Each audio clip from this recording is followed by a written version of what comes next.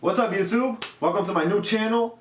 On this channel, I'm going to show you guys a bunch of different recipes, mainly Peruvian, because I am Peruvian. And I'm going to show you a bunch of different cooking techniques to make all these recipes at home. You guys would think they're hard, but really, with just a little bit of knowledge, anyone could be a good chef. Well, today I'm going to go straight into one of the most classic Peruvian recipes, which is Carapulcra. This is probably one of the oldest plates in Peru's history. It comes from the Quechua word, Carapulcra, which means a stew made on top of hot bricks. It was once considered a peasant food, but now even the higher upper class of Peru loves this dish. In olden times, it used to be made with llamas and alpaca meat, but here in the modern age, we make it with chicken and pork. Even south of Lima, you can find it made with hen. And you're not gonna need a lot of things for this recipe. Ají panca, dry or already blended. Ají amarillo, you can find it either fresh or you can find it blended. Dried Peruvian potatoes. They have two varieties of this. Mine, personal preference, is this yellow one. Red onion, garlic, obviously salt and pepper. You're gonna need cinnamon, but if you don't have a stick, ground works just fine. Star anise. Unsalted peanuts. If you don't have unsalted peanuts, you could just use peanut butter. Although, you have to be careful with the salt. You guys are also gonna need pork and chicken. Last but not least, it might sound weird, but chocolate. Oh, here I got my 4 pieces of chicken, all portioned out, and I got my pork shoulder already portioned out for about 4 people. Right now I'm just gonna pat dry all the chicken, and I will pat dry also the pork. You can see on the side right now I'm rehydrating all the dried potatoes, make them plump up again. Right now seasoning the chicken and the pork with fine kitchen salt. You can use kosher salt as well, don't worry.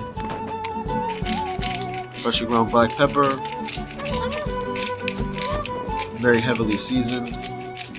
Most Peruvian food is very heavily seasoned.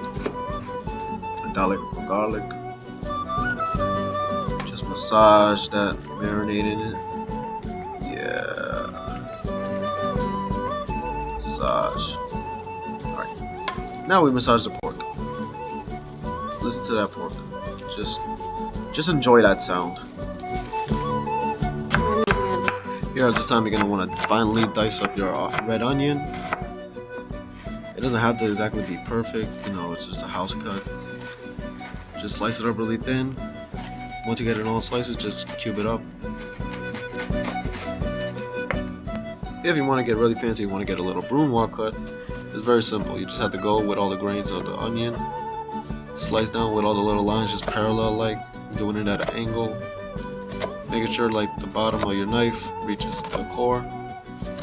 Just finally slice it. Don't go all the way through. Make sure the core is still intact so your onion doesn't fall apart. Then you just give it a slice down the middle and through the inside. Then you just dice it up. Then you just dice it up. Yes, I just repeated myself.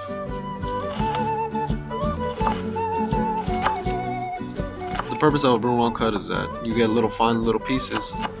So if you get fine little pieces, they cook a lot more even and they cook a lot quicker. But again, this isn't necessary. You could cut it however you want. As long as it's small, it's good enough for me.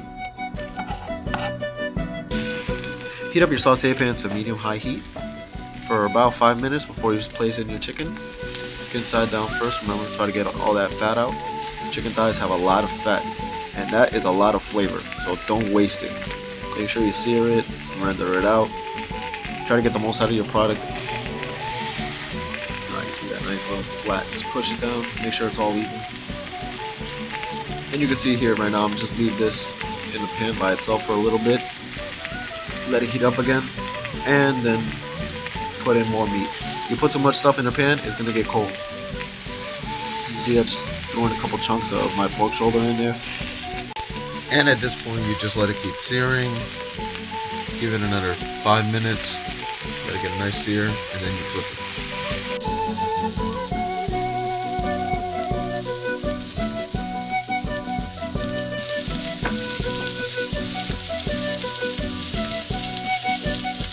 Now let's check out what kind of sear we got. There we go, that looks amazing. 5 minutes now, you just flip it onto the other side. Let it cook through a little bit more. That one kind of burned on me. Let's just forget that happened. Just let the pork around. The pork we don't really have to get a good sear on it too. The longer the pork cooks, the more soft it gets. So the more delicate the pork meat, the better in this situation. Here now we're just going to proceed to take out all the meat that we have in our pan. Then we let the pan get hot again. Add the rest of our leftover meat and repeat the process.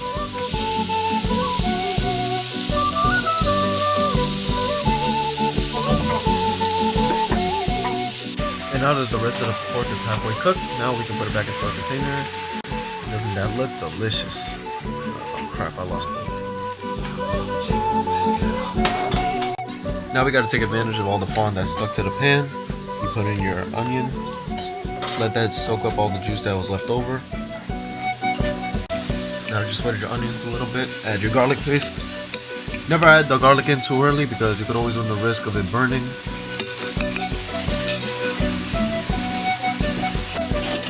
And then mix all the ingredients together, mixy. Make like a little sofrito sort of. Then to your sofrito, you gotta add 1 tablespoon of yellow chili paste, then another tablespoon of panca chili paste. You gotta let both of those cook and simmer with the onions. Mix it all together, mixy. Now you just gotta let that sofrito simmer for a bit, let the onions cook with all the chili paste. Here I just added a little bit of water because I do not want it to burn nor dry out. So just as a little tip, just add in water. You don't gotta worry about diluting the flavor because either way, once it simmers, the water evaporates and you're still gonna have all the flavor. Here as a little trick, you could just add a little bit of water to the onion sofrito, put it into a blender. Here you see I put a little bit of clove.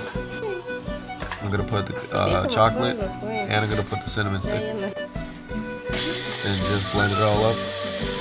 Here I'm just gonna get a nice creamier texture.